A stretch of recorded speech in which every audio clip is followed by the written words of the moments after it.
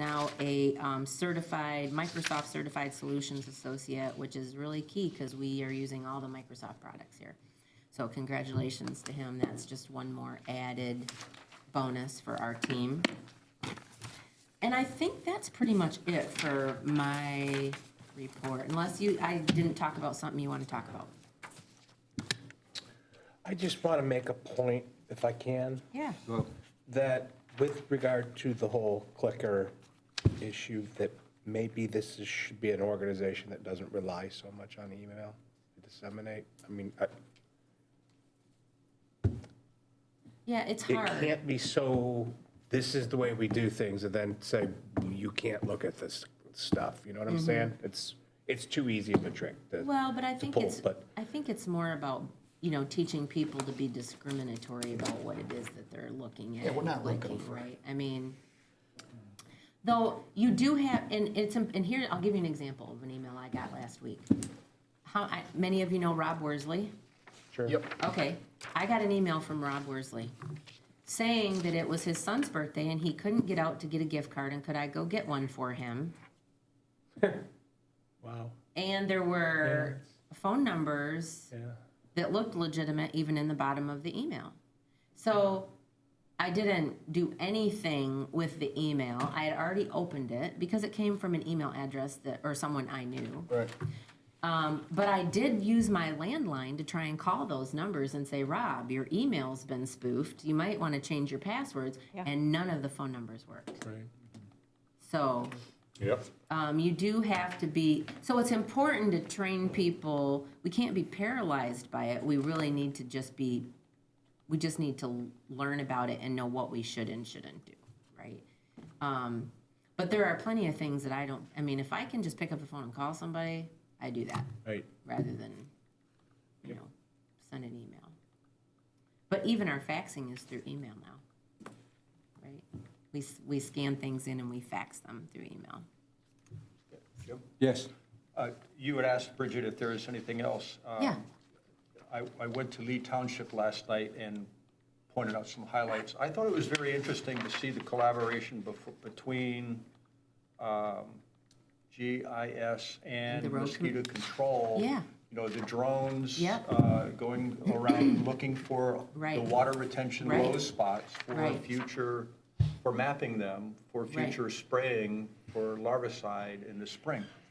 And the people there got it. Yeah.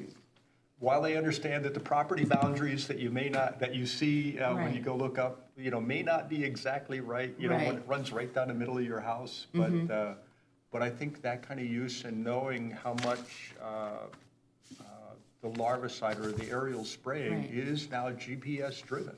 It is very So- much so. Well, and I'll tell you Pretty what, cool. it's interesting to see how many uses we've already had for that drone. I mean, it might sound like we just bought a toy, but we have really utilized it already. Kathy was so appreciative of utilizing it, and of course, she's licensed to fly. She used it, and Chris helped her at first too with the whole, all the properties for the foreclosure sale. I mean, that really gave the people interested in buying those properties a whole lot more perspective and visual when they were actually trying to make a decision. Yep. So just one example. I just know a couple. EMS uses it a lot. Yep. A sidebar, after the meeting, I talked to Chief Ambrazovich of the fire department out there. He said during November 1st or December 1st, Yeah, with the storm, ice storm. I think the call-out desk, so 911 had like 630 or 40 call-outs for blow down trees, power lines, or whatever. He said that they had in Lee about 55. I can give you exact numbers if you. Okay, yeah, it was. So Lisa sent me the stats from that day, a Sunday to Sunday comparison. So on the Sunday before, they answered 164 calls, they made 61 outbound calls, and created 194 calls for service. And like that's the fire for the chief. countywide. That's right? countywide. On the first, they answered 645 calls compared to 164. They made 247 outbound calls compared to 61, and they created 608 calls for service compared to 194. 111 of those were trees down, and 169 of them were calls involving wires down, sparking, etc. 28 EMS calls for service, 129 law calls for service, and 374 fire calls for service. We got a couple calls at my office, too. I bet. Did you put on your Did you answer them all? Bridget, those are really good numbers for us to know. And Yeah. I'm really glad that she's reporting that back Yeah. to you. Yeah, I think Lee had 38 Okay. total. Yeah. I'll And then forward this to they you. said, and then there were other calls that they did not call into 911. They just handled them on their own, so. Yeah. It's amazing. Mark? Process is working well, and those are things that are good for us to hear about. Yeah. Shifting gears, and I can't remember when we approved it, but I just don't want to lose sight of it. When we renegotiated the lease, and I don't think it's been a year yet, with the fairgrounds. Just a little reminder, they said they were going to be sharing financials, there's going to be audits, and I don't know when we should be seeing those to get that, but I sure would like Well, to. they're If we not- don't ask for them, we're not going to get them, I'll guarantee you Yeah, that. we So- are not on it, they're not on a calendar year, I don't think. I think they're on July to June. I gotta look. I'd like and to just see. keep our eye on that and make sure Yeah, they're well, we doing did- what they said they would. We've been still going back and forth about the confidentiality agreement, because they had Tori's name in there, and we can't have that. We have to have the position's name. What do you remember about that? I redrafted it, and they've looked at it, they've sent it back, it's in our ballpark, and I've looked at it, I think it's approved at this point. So what we'll do is, we will send the finance director over to review their books.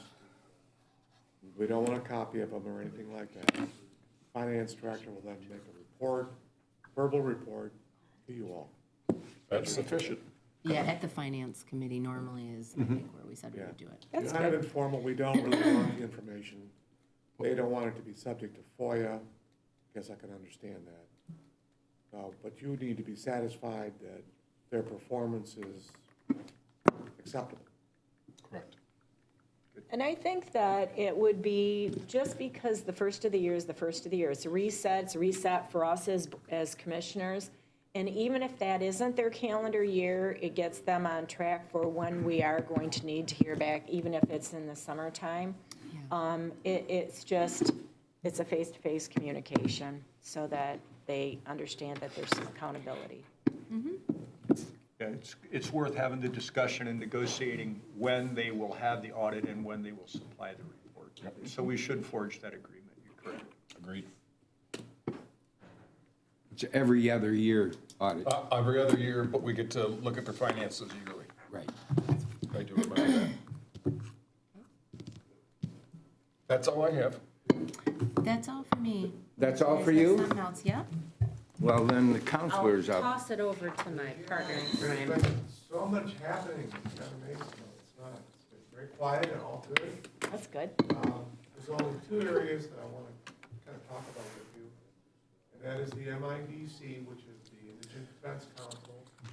I think the county either has in the last day or so, or is about to, receive its 2020 grant. I haven't seen it.